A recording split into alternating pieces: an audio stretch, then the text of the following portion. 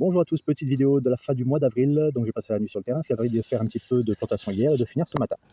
Donc je ne vais pas regarder dans les nichoirs pour savoir s'il y a des occupants, on va laisser tranquille. Mais vous voyez le bruit des oiseaux qui est autour. Donc il y a de la nature qui vit. Donc ici vous aviez déjà vu les aromatiques que j'ai plantés la dernière fois. Donc j'ai rajouté des courges, j'ai rajouté de la mâche, j'ai rajouté des petits pois que j'ai semés. Donc il n'y a plus qu'à laisser pousser sur cette zone. Des myrtillers et des groseilliers rouges que j'avais au Lidl à 3,50 grâce à une petite réduction d'1 € avec l'application Lidl Plus. C'est pas de la pub, mais quand il y a des bonnes promos, il faut quand même partager. Donc ici, vous voyez les pommiers qui sont en fleurs. Donc il y en a qui ne sont pas encore en fleurs parce que j'ai des pommiers qui produisent, on va dire, du mois de juillet jusqu'au mois d'octobre, voire novembre. Donc ici, nous avons les pieds de cassis, nous avons la rhubarbe. Voilà, nous avons des groseilliers macro, des petites primes vertes qui sont en dessous. Ici, nous avons les 2 rangées d'ail que j'ai plantées le long. Nous avons donc d'autres rangées qui ont été faites. Donc cette zone c'est ail et pommes de terre. Donc vous voyez les pommes de terre dans la vidéo que vous aviez vue il y a 2-3 mois de ça. Donc ça commence à sortir. Donc j'aurai des pommes de terre ici. Il y aura d'autres rangées qui seront faites par la suite. Et puis ensuite, donc ici nous avons les oignons rouges qui sont plantés, les oignons jaunes. Nous avons les fèves qui poussent tout le long, on a quelques radis, salades que j'ai semées en vrac, des salades que j'ai repiquées qui sont le long, et j'ai planté donc ce matin une rangée de poireaux, ici au milieu. Quelques pieds de betterave, donc les poireaux quand vous les plantez, puisque normalement il faut les tailler, vous pouvez récupérer donc les feuilles hautes et les consommer directement. Je vous garantis que c'est très bon, c'est frais. Donc les groseilliers qui sont là, donc ça fait une grande rangée fruitière long. On a ensuite donc encore de la rhubarbe. On a ici les framboisiers donc, qui poussent très bien. Hop, je vous mets comme ça pour bien le voir. Donc 80 pieds de framboisiers, je pense que 90% ils sont bons. Ils ont pu faire leurs racines et ça va produire. Et on va passer à la suite. Donc avant de passer à la partie verger, donc je vous montre un petit peu des pieds de tomates que j'ai plantés il y a déjà un petit moment, donc il y a un mois de ça. Donc ils nous font déjà quelques bourgeons floraux. On arrive tout doucement. J'ai également ramassé donc de l'aigre-moine. Donc je vous mets la petite fiche au-dessus pour pouvoir voir si vous n'avez pas vu la vidéo que j'ai faite sur cette plante, qui est très utile. Et du serpolet.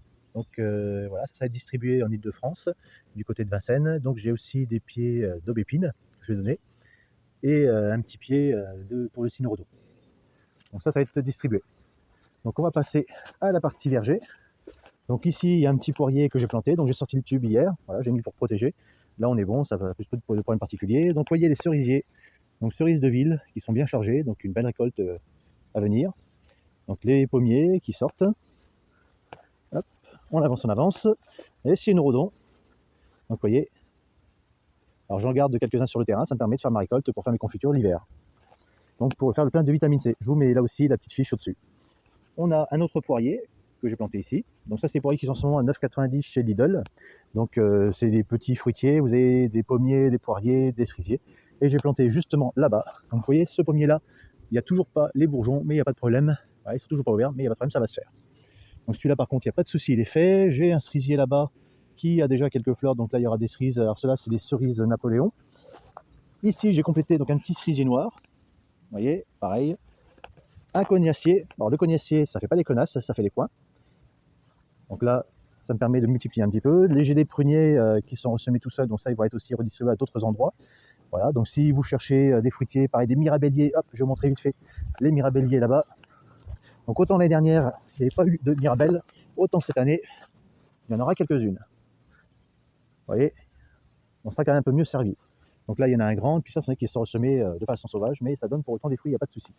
On va donc passer par là-bas, on va redescendre. Donc encore du pommier ici, donc il y aura une autre zone potagère qui va être faite. Donc ça me permettra d'avoir 2 zones de façon à pouvoir tourner. Alors il y aura, je pense, 4 zones potagères qui sont faites sur le terrain, de manière à pouvoir tourner régulièrement. Et ici, donc nous avons ce superbe cerisier, des cerises blanches, donc vous voyez, qui est très très très fourni. Donc il y a de quoi faire jusqu'en haut. Donc pour les oiseaux, ils vont en haut, et pour les humains, on va en bas se servir. Donc vous voyez, il y a quand même de quoi faire. L'année dernière, il avait pas mal donné, mais malheureusement, si j'ai pu en profiter en partie, quand je suis revenu 15 jours après, c'était trop tard. On va aller là-bas. Donc les aubépines. Donc vous voyez l'aubépine dont les bourgeons floraux sont en train de sortir. Donc si vous n'avez pas vu la vidéo sur les sénelles, je vous mets là aussi la petite fiche au-dessus et vous le retrouverez également en commentaire. Donc là, vous pouvez y aller. Ça va être bientôt le moment de récolter. Je pense même que là, c'est faisable. Donc soit vous pouvez cueillir en fleurs pour faire des tisanes, soit vous pouvez également le cueillir en bourgeon. Et là, il faudrait que ce soit un tout petit peu plus ouvert. Alors à cueillir dans une période sèche, voilà, il faut aussi avant les pluies, parce que du moment où la feuille est ouverte et ça prend de la pluie, malheureusement, ça va s'oxyder et vous ne pourrez plus rien faire de la plante. Voilà, sinon, vous le laissez et vous aurez donc les sénelles à l'automne pour pouvoir récolter. Et donc les petites surprises que je voulais vous montrer, donc sur le terrain, à plusieurs endroits, j'ai ceci, donc des orchidées sauvages qui poussent à divers endroits du terrain. et notamment en dessous, celle qui me plaise le plus. Hop, vous voyez celle-ci.